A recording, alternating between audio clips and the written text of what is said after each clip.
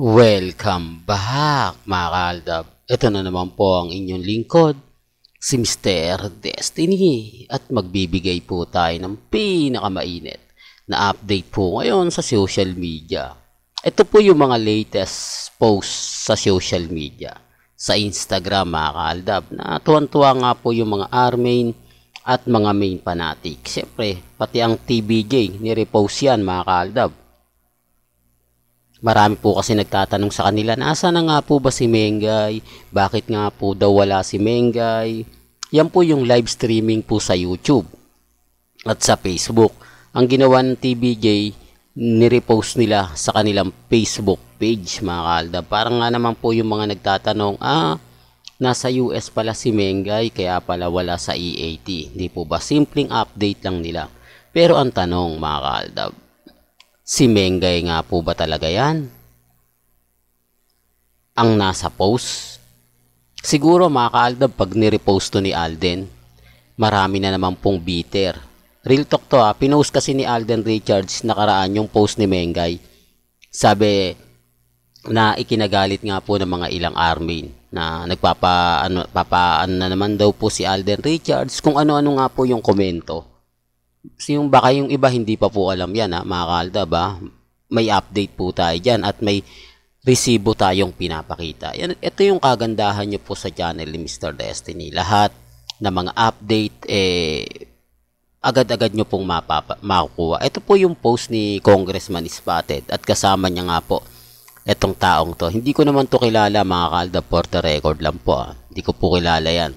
Kumbaga, sabi ko nga po sa inyo, bakit nag-post si Congressman Spotted na iba yung kasama niya.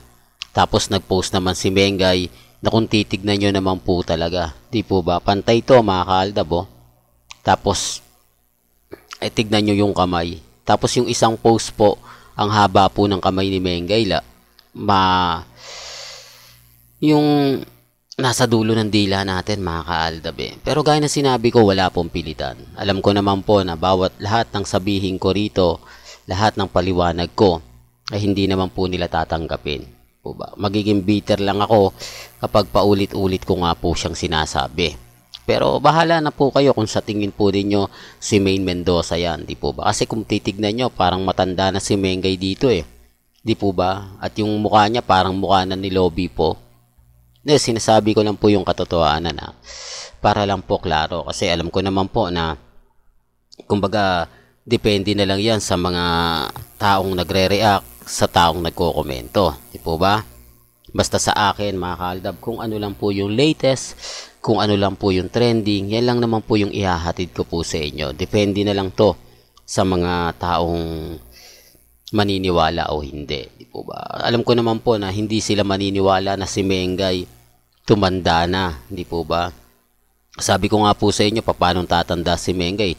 Unang-una, pag nanamit yan, blooming na blooming. Pangalawa, yung mga pinapakita niya, ina-update niya talagang 101%. Di po ba? Eto, titignan nyo yung katawan. Di ko alam mga kaaldab May kanya-kanya tayong opinion.